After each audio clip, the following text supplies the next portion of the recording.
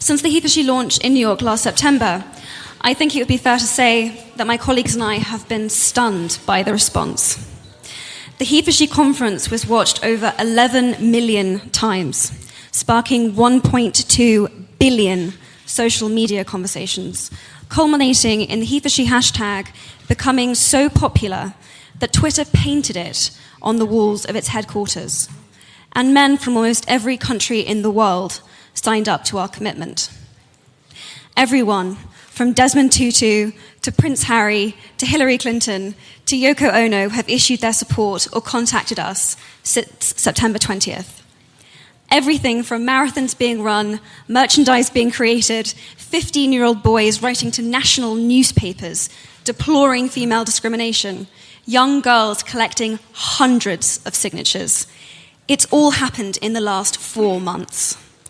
I couldn't have dreamed it, but it's happened. Thank you so much. Thank you so much for watching, and thank you so much for your support. So what is Impact 10 by 10 by 10? It's about engaging governments, businesses, and universities, and having them make concrete commitments to gender equality. But I want to hear from the human beings that are behind these organizations. I spoke about some of my story in September. What are your stories? Girls, who have been your mentors?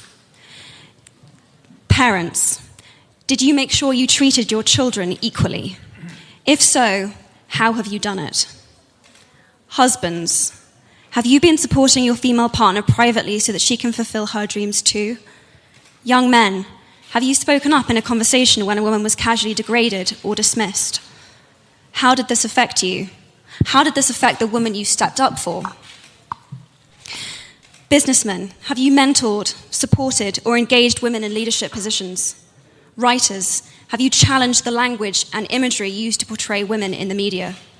CEOs, have you implemented the women's empowerment principles in your own company? What change have you seen?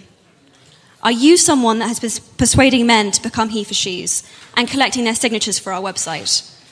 How many have you got? We want to know. We want to hear from you.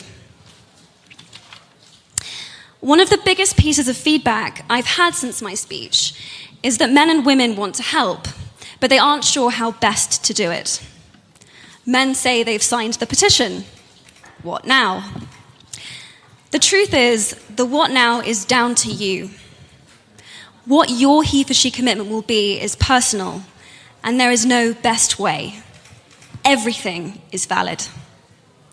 Decide what your commitment is, make it public, and then please report back to us on your progress so that we can share your story. We want to support, guide, and reinforce your efforts. Impact 10 by 10 by 10 is about concrete commitments to change, the visibility of these commitments, and the measurability of them too. How has the campaign impacted me so far? I've had my breath taken away when a fan told me that since watching my speech, she has stopped herself being beaten up by her father. I've been stunned by the amount of men in my life that have contacted me since my speech to tell me to keep going, and that they want to make sure their daughters will still be alive to see a world where women have parity economically and politically. While I would love to claim that this campaign and the results of it are a result of my incredible speech writing skills, I know that it is not. It is because the ground is fertile. It is my belief that there is a greater understanding than ever that women need to be equal participants in our homes, in our societies, in our governments, and in our workplaces. And they know that the world is being held back in every way because they are not. Women share this planet 50-50, and they are underrepresented, their potential astonishingly untapped. We are very excited to be launching 10 by 10 by 10 to bring he for she into its next phase. If you're a he for she, and I'm assuming that you are because otherwise you'd be in somebody else's press conference right now, I'm here to ask you, what is the impact you can have? How what, where, when, and with whom. We want to help. We want to know, and we want to hear from you. Thank you very much. Thank you, Irina, for such a generous introduction. And on behalf of the entire He for She team, I also want to thank UNESCO for all of its support. It's meant a lot to us. Thank you all for being here for this important moment. These men from all over the world have decided to make gender equality a priority in their lives and in their universities. Thank you for making this commitment. I graduated from university 4 years ago. I had always dreamed of going, and I know how fortunate I am to have had the opportunity to do so. Brown became my home, my community, and I took the ideas and the experiences I had there into all of my social interactions, into my workplace, into my politics, into all aspects of my life. I know that my university experience shaped who I am. And of course, it does for many people. But what if our experience of university shows us that women don't belong in leadership? What if it shows us that, yes, women can study, but they shouldn't lead a seminar? What if, as still in many places around the world, it tells us that women don't belong there at all?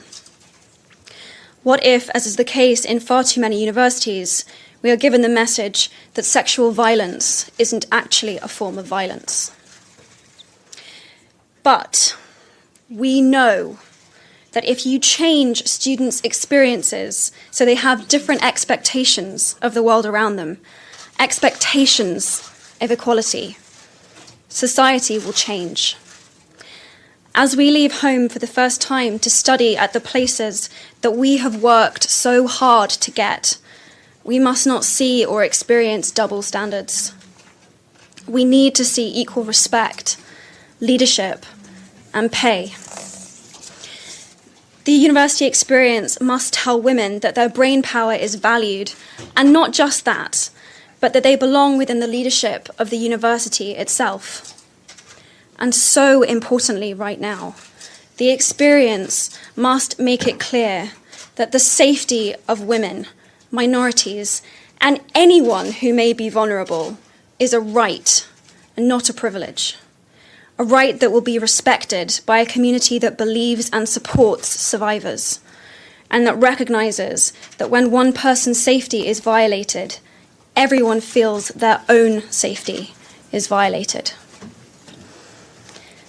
A university should be a place of refuge that takes action against all forms of violence. That's why we believe that students should leave university believing in, striving for, and expecting societies of true equality. Societies of true equality in every sense, and that universities have the power to be a vital catalyst for that change.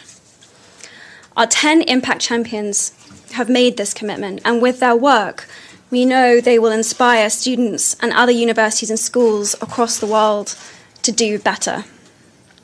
I'm delighted to introduce this report on their progress, and I'm eager to hear what's next. Thank you so much.